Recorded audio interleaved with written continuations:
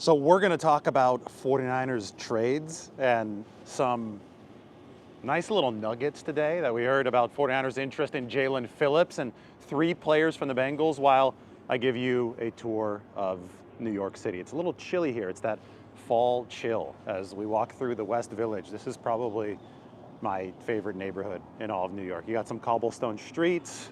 It was absolutely lit in this area for Halloween yesterday, and well, I think that this is the time of the year that you want to be walking around New York. You don't want to be doing it further into the year. It's going to be a little cold and it's going to be very hot in the summer, but right now it is absolutely perfect here in the West Village. There's like people trick-or-treating and everything out here. Anyway, the 49ers have been one of the teams, I think the Chiefs and the Pats have been interested as well in Jaelen Phillips, the edge rusher from the Miami Dolphins. We know that the Dolphins might be in absolute fire sale mode coming up soon.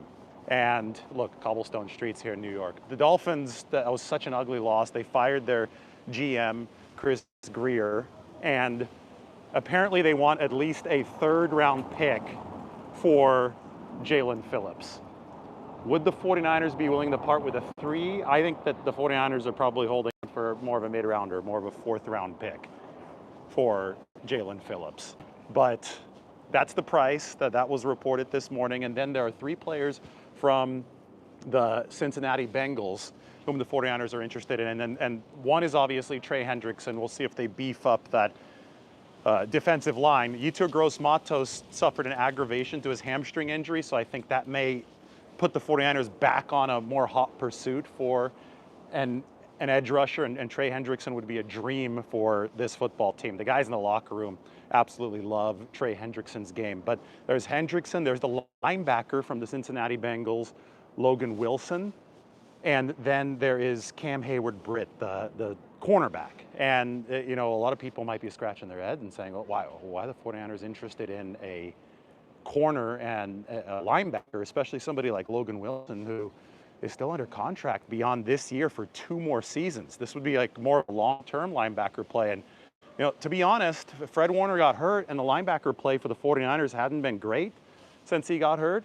I know that the 49ers immediately, said, Tatum Bethune is going to run this show and we're not going to, no, well, of course they're going to skip a beat, but we're going to be able to move forward communication-wise with Bethune, with D. Winters, but the issue has been that the linebacker communication hasn't been great since Fred Warner went down, and D. Winters is now banged up again. And I think that's a big, big problem for the 49ers. So I don't think it's surprising the least bit that they are interested in a linebacker like Logan Wilson. I wouldn't be shocked if they were interested in the Jets, Quincy Williams. And one thing about Cincinnati, though, is that they might not trade at all. And I think that a lot of teams around the NFL are convinced that Cincinnati will not be trading. And, this is something that we've been talking about for a while, the Bengals and their willingness to trade. And I think that they're foolish for not wanting to trade. I think that they're holding on to a lot of lost hope right now. But maybe this weekend forces them to change their minds. Tomorrow's going to be a lot of fun because it's going to set the table perfectly. It's going to be a nice prelude for the trade deadline, which is coming on Tuesday. It's going to be 4 p.m. here Eastern time, 1 p.m. Pacific time. We're going to go down and see some of the businesses here in the West Village. Anyway, I want to hear some questions about the trade deadline. I think there's going to be a lot of good stuff to talk about right now. That's the latest from this morning. The 49ers interested in those 4 players, Jaelen Phillips, Logan Wilson, Cam Hayward-Britt, and obviously Trey Hendrickson, with a big piece of news being Yetur Gross-Matos aggravating his hamstring injury. That is a bigger deal than a lot of people are making it out to be, because this is one of the top pass rushers over the first 5 weeks from the interior in all football. And we know how reliant the 49ers are on good interior pass rushing. When Bryce Huff went down, it was a huge deal, and I think that people recognize that. Obviously, when Nick Bosa went down, it was a huge deal, and people recognize that. Losing Yetur Gross-Matos on top of all those guys has meant that the 49ers don't have a single plus pass rusher available outside of potentially Keon White. And that's a lot to put on Keon White, the trade acquisition who just came here from the East Coast. This is why the West Village is so cool with Halloween. Look, they've got an entire ship right here. Got to get out of the way of a cab. This is a very New York-like thing. This is their entire decoration is a big storm on the water. That's pretty neat. I mean, every single one of these houses has got that East Coast fall going on. We'll walk by some good pizza here in a second.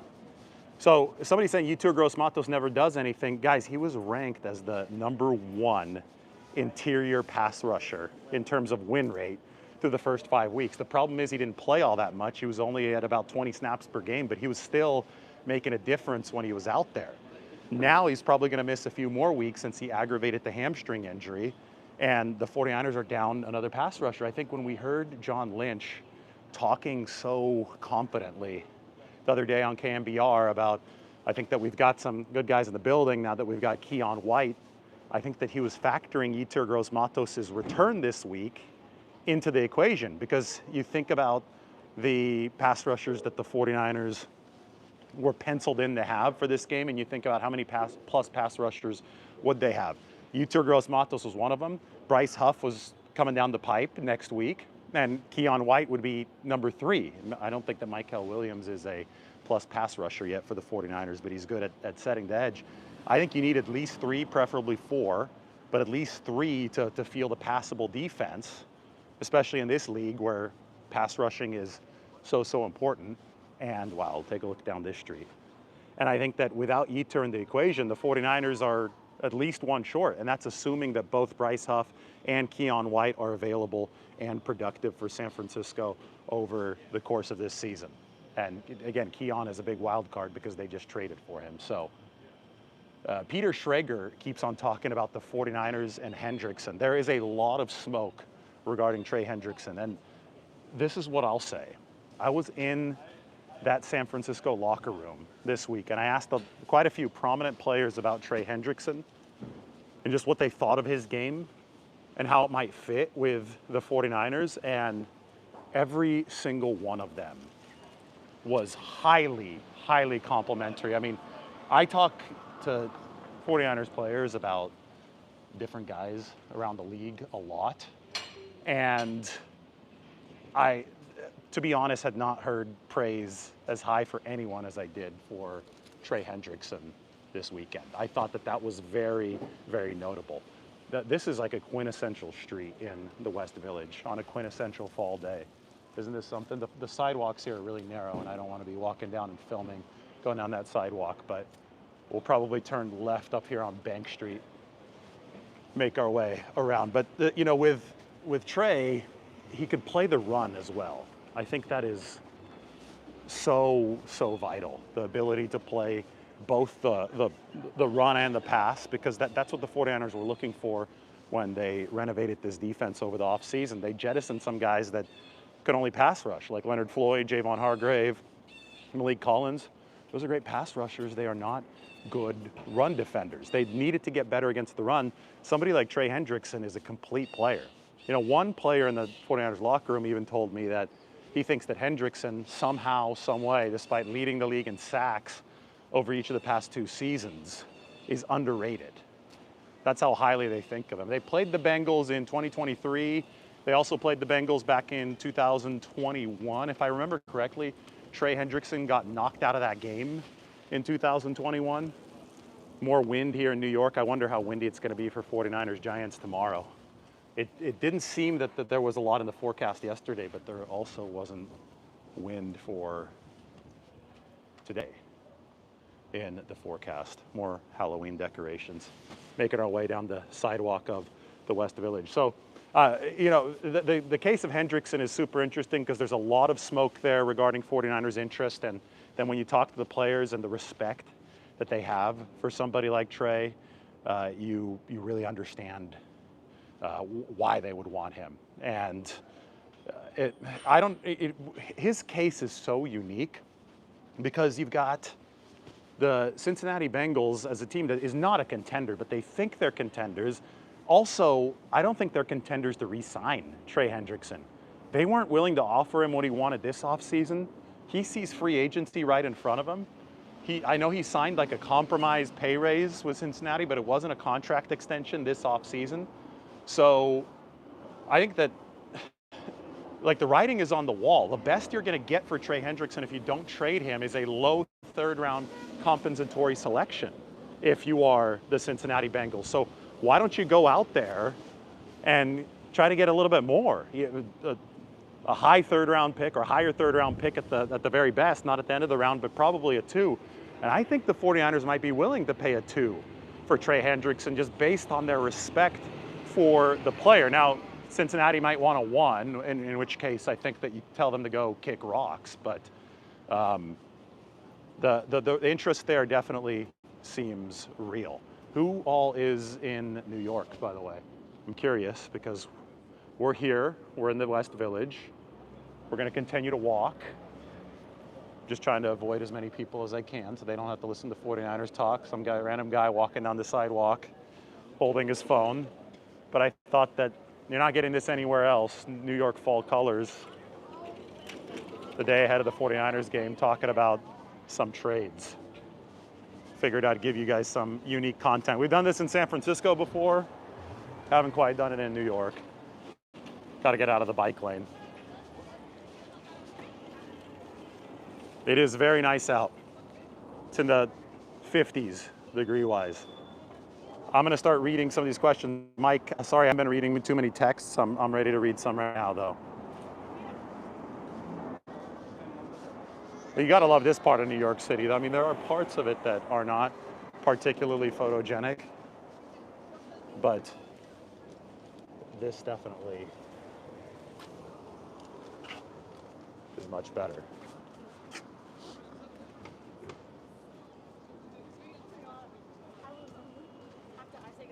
We may swing by Finnerty's a little bit later today, yes.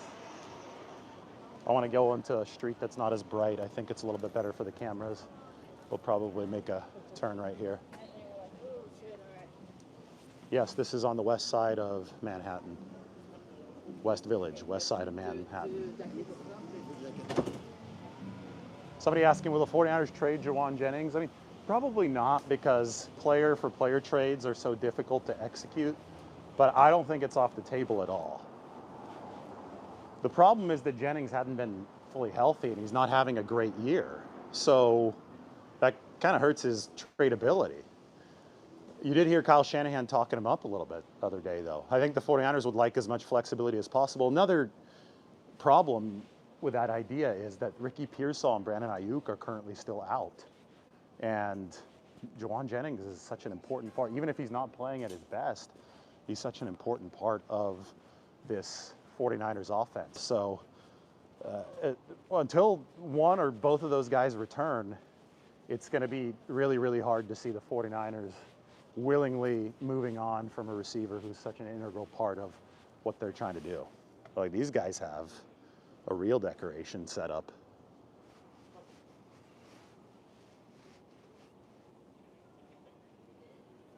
This has drawn all the tourists out. Both sides. I think they just think I'm a crazy tourist walking around videotaping everything, talking about football as I videotape. Little do people know that we got a live with 540 people watching right now. I am walking in the middle of the roads. They probably think this is even more insane.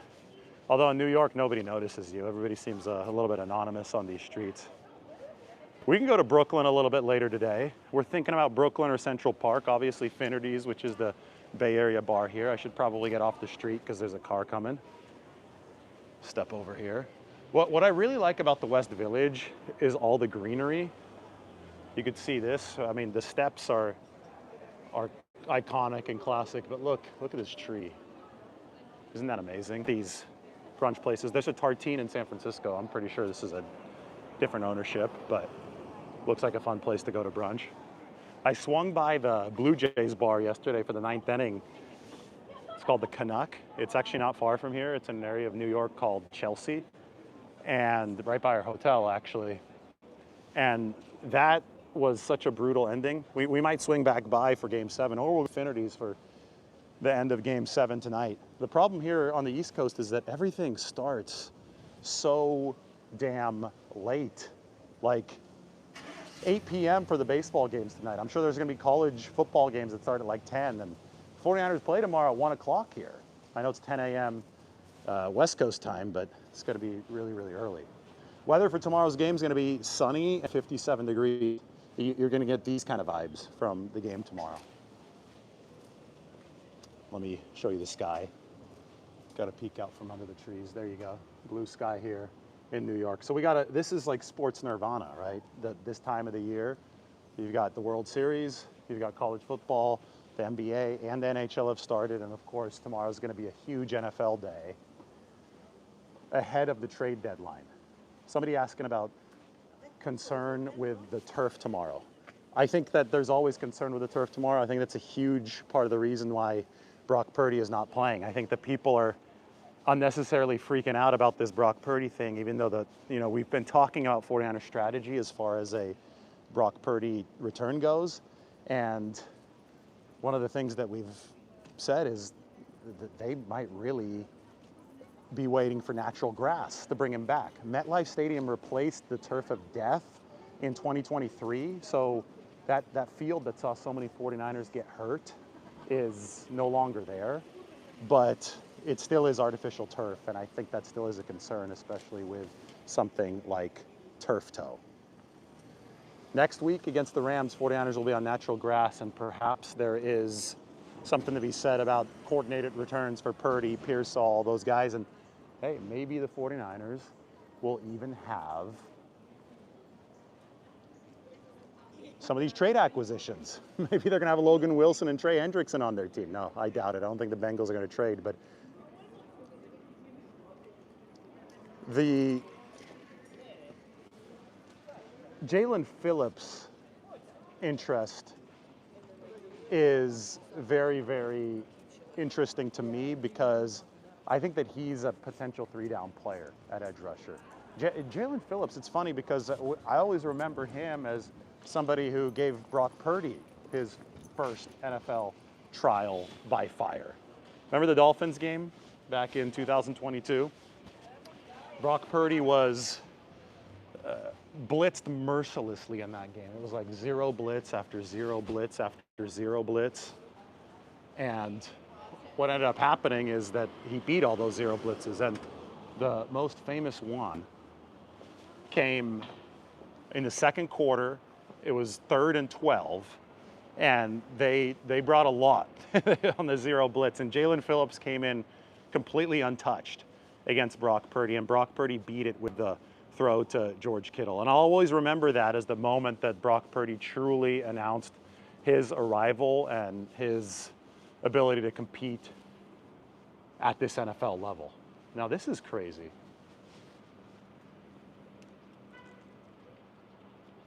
A police call box sticking out of the brick facade of this building. I mean, if you look up, you'll notice so many interesting things, all the detail in these buildings, but that's like really random. I kind of want to go this way because the street's really busy if I go that way. What do you guys think is going to happen in this game tomorrow? Mike, can you text me what you've been texting me, because I don't think that I've been doing a good job reading. Paying too much attention to my surroundings, as I should. I'm in a big city. Trying to make sure I make all the right turns. I'm familiar with New York, but I'm not as familiar with New York as I am San Francisco. I'm actually out here a few times a year, and this is the area of town. You know, there's a spot called 4 Charles Prime Rib, which I believe is right around the corner here. I can't see my map right now, but it is an awesome place to get one of the world's best burgers. They have the Au Cheval burger. It's the one that was first made famous in Chicago, but you can get it here in New York. It's just impossible to get a reservation at the place, but if you can ever make it in, you'll like 4 Charles Prime Rib. Let's go down this busier street. I know it's a little sunny, but... And I also know that's probably reversed behind me. When I flip the camera this way, everything is in the correct direction.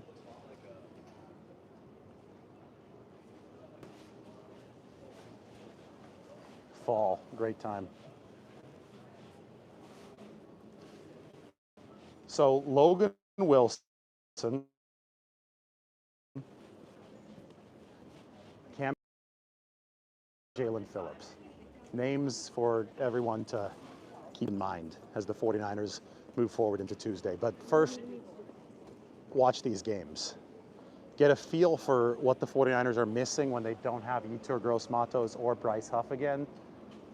I think it's going to be a problem against Jackson Dart. I think the 49ers are going to need to hog the ball to win this game. I mean, we saw how compromised the 49ers pass rush was against the Houston Texans, and I think it's going to be compromised again. It'll be a little bit better because they've got Keon White on this team now, and Cleveland Farrell. I think he's going to play as well for San Francisco, but it's still going to be an issue for the 49ers to get to the quarterback. They're still going to have to manufacture some pressure, and it's not going to be a sustainable formula. So I think that the way to win tomorrow is to hog the ball against the bad New York Giants defense. I mean, the New York Giants defense has been trash so far this year. This is the New York Giants defense, this dumpster. So the 49ers need to hold the ball against New York and keep their own defense off the field, because I don't have many complimentary things to say about the 49ers pass rush in its current state. But just watch to see what the 49ers are missing tomorrow. See if you can spot any communication issues at the linebacker position. The fact that they're interested in Logan Wilson tells me that the 49ers are not fully pleased with the trajectory of what's going on at their linebacker position. And you know, it's interesting because Wilson is under contract through 2027. The other guys that we listed are not under contract beyond this year from the Cincinnati Bengals. So obviously the 49ers are at least somewhat interested in a rental.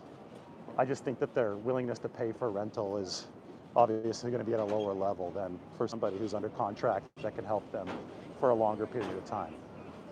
Somebody asked me, Dart or Mac 10? I think Mac is a more experienced, better QB, but Jackson Dart has more dynamicism, and if you can't corral him with a nice cage rush, it could be a really, really long day. Take a look at where we're at now. It's the Freedom Tower. This is 7th Avenue, so this is a much busier thoroughfare, as Simon and Garfunkel sang about 7th Avenue in The Boxer. You go this way, then you go up to Midtown. That direction is Lower Manhattan. If I continued walking, we'd hit Washington Square Park, all that good area. Maybe I could cross the street here to, yeah, we could jaywalk at New York. It's legal here.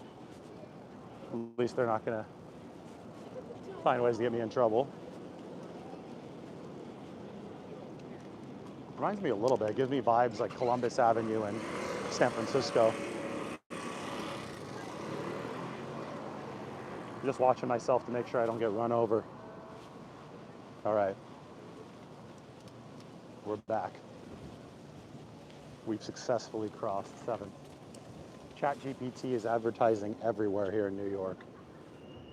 It's a lot like San Francisco right now. I feel that 90% of the billboards in the city of San Francisco are AI billboards. And here in New York, probably 60%. I mean, we're in the midst of the AI revolution. Our hotel is right by the Google New York office. It's getting more and more crowded the further I walk. I guess I'm getting more toward the middle of Manhattan geographically. You guys enjoying the walk through New York? I'm glad.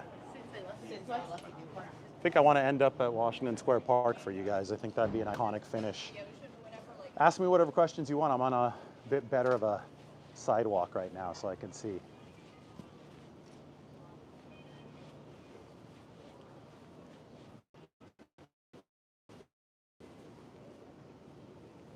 Beautiful day in Cookeville, Tennessee, says Joe.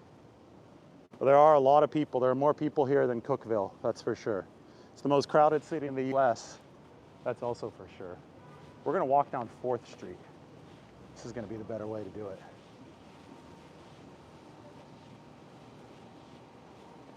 AI 49ers content creators. You know, one thing I know, my job, this particular one, me talking to you guys on camera, I don't think this can ever be taken by AI. I think what I'm doing is way too organic. Maybe that's me being a little too cocky. Maybe I should chill a little bit and not underestimate Casper and AI, but I think that writing can be taken by AI. I think it already is being taken in many cases by AI, but something like this, I think it's got a little bit longer shelf life. Is Upton back? Janine asks. I think so. You know, the Cam Hayward-Britt interest from the 49ers, they have not, Upton Stout has not been great this year. He's been a rookie, though. I don't fault him. There have been a lot of growing pains, but if the 49ers can get their hands on another veteran corner for a cheap price, a fire sale price at the deadline, they wouldn't say no, because I don't think Renardo Green has been particularly good this year either. Diomede Lenoir has been solid for the 49ers, but outside of that, there have been some struggles for San Francisco when it comes to defensive back play, cushions, and I think a lot of it's tied to some of the issues with the pass rush. But obviously, based on the report this morning, the 49ers are interested in more than just the defensive line position. They're interested in the back seven as well. Somebody's saying Cowing is like Matos. Matos has played football for the 49ers. Cowing hasn't really. I mean, unless you consider like one game against Kansas City last year where he had a couple catches. I feel that it's been something that people have grabbed onto and think, okay, this guy must have much more in the tank, but he hasn't done all too much for the 49ers. Gross Matos, over 5 games this year, was really, really good. It's such a significant loss that nobody's talking about. I think that the past week has been fascinating because the 49ers trade calculus has literally changed multiple times. I mean, oh, cool, Empire State Building. There you guys go, do you see it? Somebody said that Cowing is like Jalen Hurd. Well, Jalen Hurd didn't play at all. Jalen Hurd never took a snap in an NFL regular season game before he retired. He did some fun stuff in training camp and in preseason, but never in an actual NFL game. That's the top of the Empire State Building. It was colored like a pumpkin yesterday. It was really funny. It was orange and green on top of that spire. People are aggressively jaywalking in front of me. I don't think that I'll be able to pull that off while I'm holding the camera. Oh, maybe I can go a little bit. Get into the street here. All right, here we go. Freedom Tower, Empire State Building. Saw both of them, one block. This looks like a popular spot. We must be close to Washington Square, since it's the Washington Square coffee shop. Oh my God, look at this line.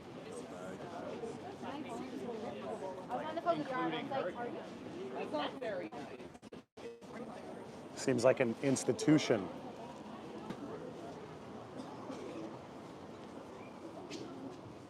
Nobody's pushing me out of their way. I think my height, out of their way. I think my height is helping my cause in this situation. I was joking with Mike when we do these streams and I'm walking around the city, I feel like I don't have the crew with me. So it's not quite the same production, but I've been watching that guy, I Show Speed, the streamer. That's like the new thing. He's got like 30,000 people just watching him live his life. Well, I've got 600 of you watching me talk about the 49ers as I'm living my life here in New York City. Beautiful church. Really beautiful church. If you guys want me to do one of these in San Francisco, we will when I am back in the Bay Area. San Francisco is an awesome city to do a walk in. So is New York. I mean, this part of New York, as you'll see here, like everybody should stick a board for the very end. Mike, can you send that text again? I didn't get to read it. I was looking past my camera. But if you stay aboard here, you're going to get a nice little finish to this video. Somebody asking, how did the 49ers poach back Drew Moss? Well, you can't. He's on a 53-man roster. Mike says, should we do 10-hour lives? Yeah, who wants us to do 10-hour lives? Like I show speed. Just keep the camera on all day. Talk about the 49ers all day. If you want to see me do a 10-hour live, maybe if they win the Super Bowl or if they make it to the Super Bowl, we will literally go out live for 10 hours. You can watch me go through my entire day and we'll talk about the matchup. But I think I've got to save that one in the tank for a better time. All right, so now we're coming up to one of my favorite spots in New York. I can't cross right now. I was about to get run over. Now I can. Last night, this park was closed. But today, it is very, very open. I think it was closed because of Halloween. This is called Washington Square Park. It divides the west side and the east side of Manhattan. They're playing some good chess here. A lot of good chess here. I'm not gonna sit down on one of those tables because I would lose all of my money. They're trying to get guys to play.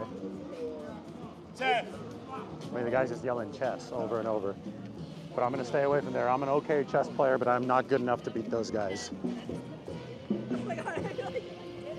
So as soon as I cross Washington Square, I'll be kind of in the East Village, Lower East Side. Right now, I still consider myself to be on the west side or right in the middle of everything. And they've got, you know how we were in Paris a little bit earlier this year? They've got a replica of the Arc from Paris, which is where we're gonna end our show. Somebody asking about Sebastian Valdez. We'll see. The 49ers are gonna make some roster moves a little bit later today. And we're gonna make a video maybe from Central Park, maybe from Brooklyn. We'll see where we make the next video from. But we will go in depth into what they actually do, who they activate. We have to see if Jordan Elliott, who didn't fly with the team because of a personal matter, is gonna be activated for the 49ers. If Elliott's not available, the defensive line will be in a very, very compromised state even on the inside, in which case Sebastian Valdez would have a chance to get called up. He was a scout team player of the week for San Francisco last New York on an absolutely gorgeous day. Here is the final payoff. Washington Square. So that's the Arc de Triomphe, but smaller. They have a bigger one of those in Paris. Smaller ones here in New York. So the 49ers, Mike, send that one more time. I didn't see it. One more little piece of news I can give you guys. The 49ers are very interested in players from the Bengals and in Jaelen Phillips from the Dolphins, and that's probably not all that the 49ers are interested in. We just know that they're setting things up for a flurry here coming up for the trade deadline. And yeah, obviously, Yetur Gross-Matos is a candidate to go on IR. He aggravated a hamstring injury, which is probably going to keep him out several weeks. So the 49ers can't count on him. They may need more help along that defensive line. Everybody, thanks for watching. Hope you had fun. It was a nice walk through New York. Oh gosh, we have over 700 people. Should I sign off? I don't think so. I think I gotta stay on. Nah, we're gonna sign off. I'll talk to you guys soon.